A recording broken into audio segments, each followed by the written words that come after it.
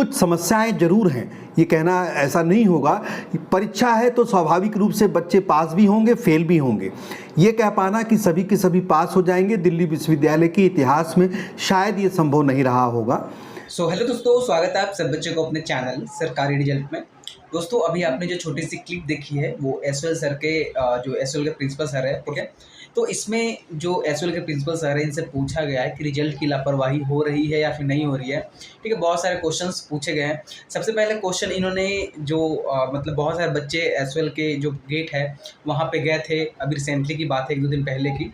तो वहाँ पे बच्चों ने एसओएल प्रिंसिपल सर को बोला कि हमसे आके बात कीजिए, क्योंकि सभी बच्चों के रिजल्ट में कुछ न कुछ क्वेरी थी, कुछ न कुछ प्रॉब्लम था। किसी का अब्सेंट था, किसी का ईयर था, फेल था, किसी में 0 क्रेडिट शो हो रहा था, किसी में मेन ओपी का इशू था।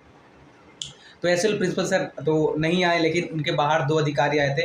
लेकिन एसओएल के प्रिंसिपल सर ने यहाँ पे इंटरव्यू में सभी चीज़ें बताई है, ठीक है। तो आप लोग एक बार ये जो इंटरव्यू है, छोटी सी क्लिप आप लोग देख लो। मैं आपके माध्यम से ये छात्रों को अवगत कराना चाहता हूं, अगर किसी छात्र को किसी प्रकार की कोई प्रॉब्लम है, उदाहरण के स्वरूप जो हमें अभी कुछ विसंगतियां नज़र आई हैं, इसमें कुछ छात्रों के आगे एब्सेंट लिखा हुआ है और उनका कहना है कि वो प्रेजेंट उन्होंने एग्जामिनेशन दिया था। दिल्ली विश्वविद्यालय का जो परीक्षा नियंत्रक कार्यालय है वही पूरे दिल्ली विश्वविद्यालय के एग्जामिनेशंस को कंडक्ट करता है। अगर छात्र ने किसी कॉलेज में दिल्ली विश्वविद्यालय की एग्जामिनेशन दिया होगा तो प्रक्रिया ये है कि वहाँ से एक सर्टिफिकेट जहाँ पर उनकी वो प्रेजेंस शो की गई होगी वो लगा करके यूनिवर्सिटी को देना होता है और यूनिवर्सिटी बहुत जल्दी उस रिजल्ट को ठीक कर देती है। ऐसी कुछ संख्या हो सकती है, क्योंकि बच्चे लाखों में हैं तो कभी कभी दिखने में ज़्यादा लगता है। दूसरी समस्या जो इस समय मेजर आ रही है, कई छात्रों में क्रेडिट के नाम पर 0 शो हो रहा है। हमने छात्रों को पहले भी बताने की कोशिश की और आज विश्वविद्यालय में कई जगह पर हमने नोटिस भी लगाया, ये 0 क्रेडिट है, 0 मार्क्स नहीं। अगर किसी पर्टिकुलर सब्जेक्ट में आपने पासिंग क्राइटेरिया जो पासिंग मार्क्स है 30% या 40%, उससे कम नंबर आए हैं आपके, तो आपके उस कॉलम में 0 क्रेडिट शो होता है।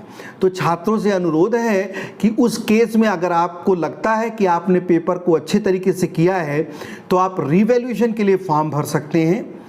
यहाँ एक चीज़ मैं बताना चाहूँगा, विश्वविद्यालय रीवैल्यूएशन के लिए फ़ीस ज़रूर चार्ज करता है, लेकिन अगर छात्र उस पेपर में पास हो जाता है तो वो फ़ीस उनको वापस कर दी जाती है। तो मुझे लगता है छात्रों को इस विकल्प का भी इस्तेमाल करना। विश्वविद्यालय बहुत सेंसिटिवली काम करता है, ऐसा नहीं कि रिजल्ट निकालने में देरी जानबूझकर होती है। आपको मैंने पहले भी आपके इंटरव्यू में प्रक्रिया के बारे में बताया था। विश्वविद्यालय में एक साथ क्लासें भी चल रही हैं, इवैल्यूएशन भी हो रहा है और एक्टिविटी भी होती हैं। कोशिश ये होती है कि विश्वविद्यालय टाइमली रिजल्ट लोगों को दे पाए। मैं आपको अवगत कराना चाहता हूं मुनमुन जी आपके माध्यम से, कभी कभी जब किसी पेपर का कोड एग्जामिनेशन ब्रांच के पास नहीं होता तो वो इस तरीके से दे देते हैं, लेकिन हमने इस बारे में विश्वविद्यालय को अवगत करा दिया है और 1-2 दिन में वो समस्या भी ठीक हो जाएगी और सभी छात्र ऑनलाइन अपनी मार्कशीट को डाउनलोड दोबारा करेंगे तो वो समस्या खत्म हो जाएगी।